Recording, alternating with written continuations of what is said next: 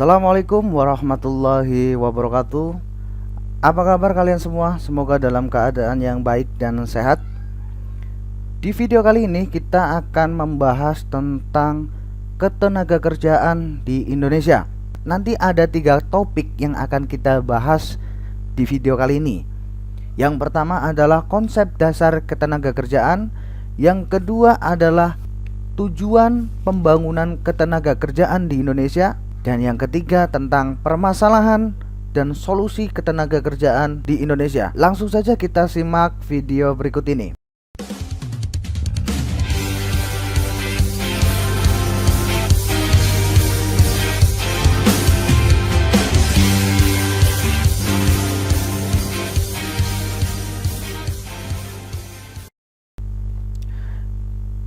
Ya, yang pertama tentang konsep dasar ketenagakerjaan. Bahwa ketenagakerjaan adalah segala hal yang berhubungan dengan tenaga kerja pada waktu sebelum, selama, dan sesudah masa kerja.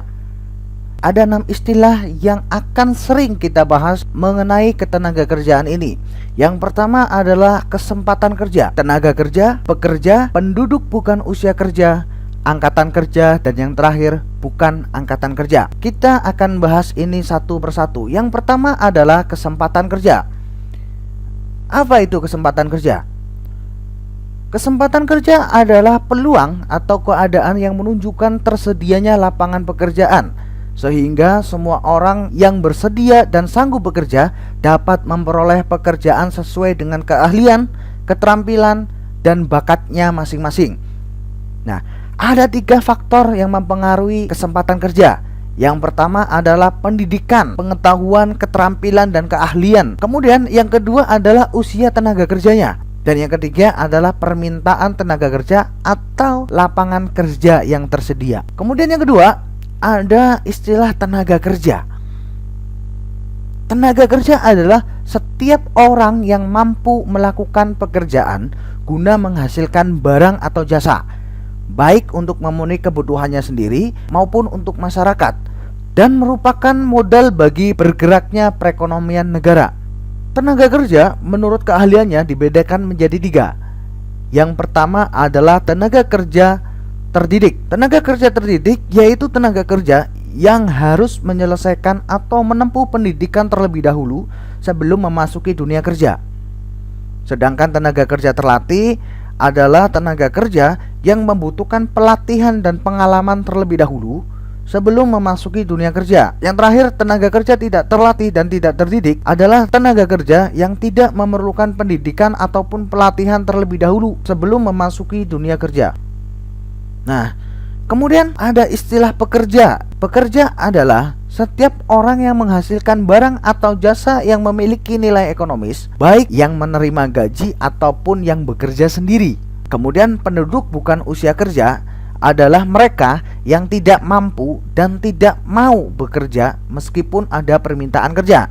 Nah, menurut undang-undang, penduduk bukan usia kerja ini adalah mereka yang berusia di bawah 15 tahun atau mereka yang masuk dalam usia wajib belajar dan mereka yang berumur di atas 65 tahun. Nah, kemudian ada angkatan kerja. Angkatan kerja adalah bagian dari jumlah penduduk yang mempunyai pekerjaan atau yang sedang mencari kesempatan untuk melakukan pekerjaan yang produktif. Nah, mereka biasanya berusia antara 15 tahun sampai dengan 64 tahun. Ada 2 golongan angkatan kerja. Yang pertama adalah golongan bekerja atau employment, adalah angkatan kerja yang benar-benar mempunyai pekerjaan atau sudah diserap oleh permintaan kerja.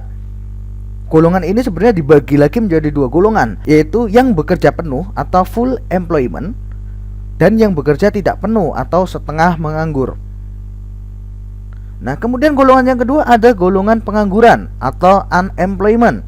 Golongan pengangguran adalah angkatan kerja yang ingin bekerja tetapi belum mendapatkan pekerjaan. Nah, kemudian juga ada istilah bukan angkatan kerja. Bukan angkatan kerja adalah mereka yang termasuk tenaga kerja tetapi tidak bersedia untuk bekerja meskipun ada permintaan kerja.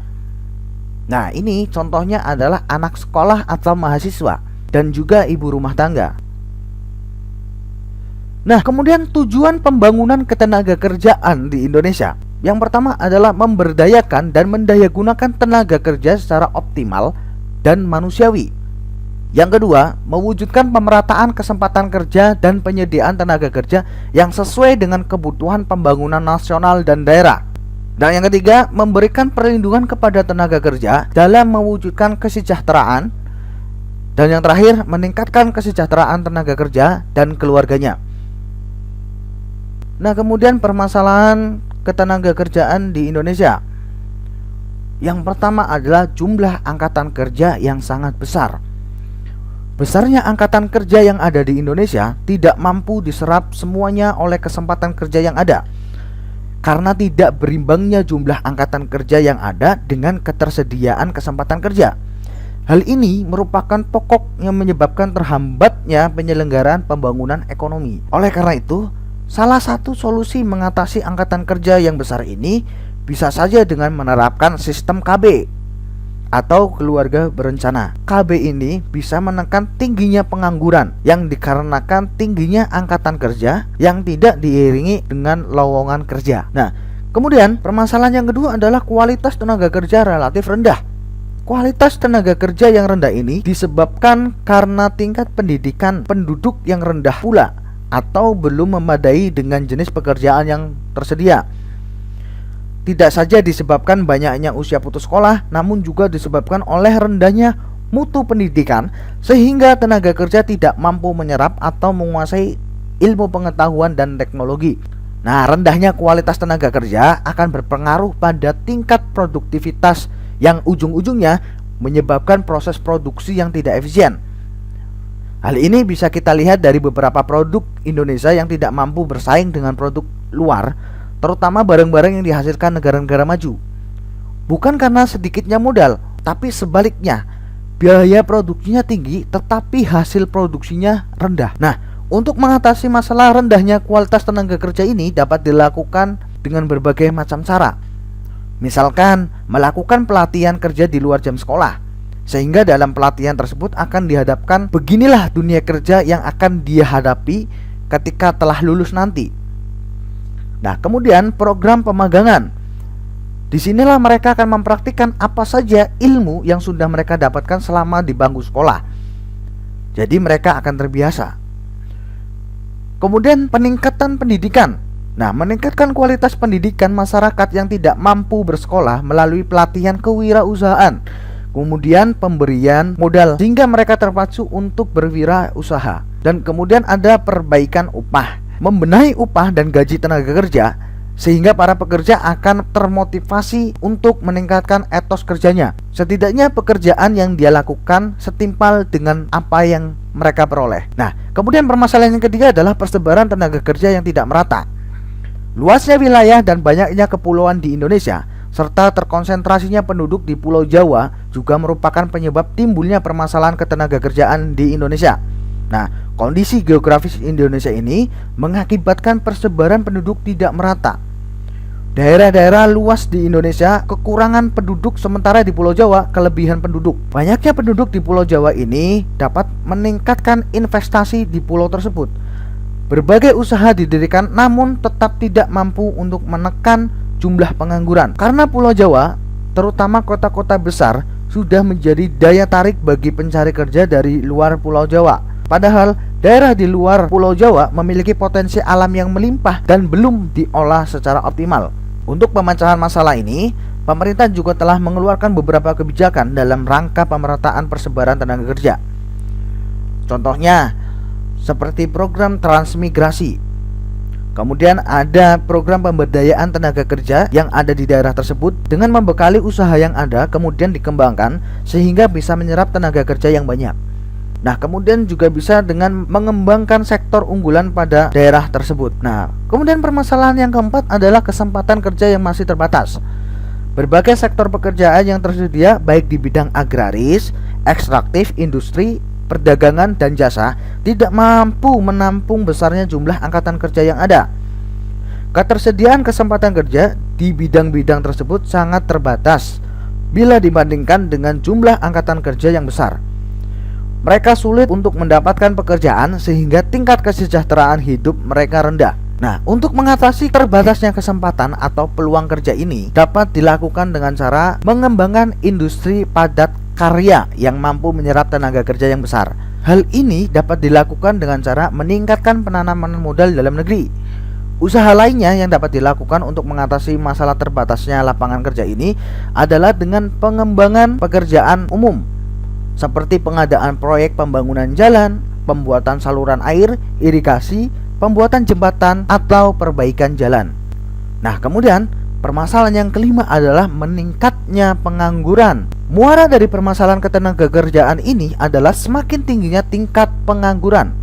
Apalagi tingginya tingkat pengangguran ini semakin diperparah dengan adanya PHK atau pemutusan hubungan kerja secara besar-besaran. PHK besar-besaran biasanya dilakukan untuk efisiensi perusahaan. Nah, ada beberapa cara untuk mengatasi pengangguran ini. Di antaranya, yang pertama adalah bagi pengangguran sendiri dapat mengembangkan kreativitasnya melalui berwirausaha secara mandiri. Kemudian, pengembangan sekolah-sekolah yang mengarah kepada peningkatan kecakapan hidup seperti SMK, sekolah menengah kejuruan, sehingga tamatannya diharapkan sudah memiliki skill atau kemampuan yang bisa bersaing di dunia usaha maupun di dunia industri. Nah, kemudian pengembangan program kerjasama dengan luar negeri dalam pemanfaatkan tenaga kerja Indonesia atau TKI. Hal ini akan mendorong tenaga kerja yang ada di Indonesia untuk bekerja di luar negeri. Kemudian pengembangan sektor informal seperti home industry, influencer, dan lain sebagainya. Kemudian pengembangan program transmigrasi untuk menyerap tenaga kerja di sektor agraris dan sektor informal lainnya di wilayah tertentu. Seperti tadi di wilayah yang masih kekurangan tenaga kerja.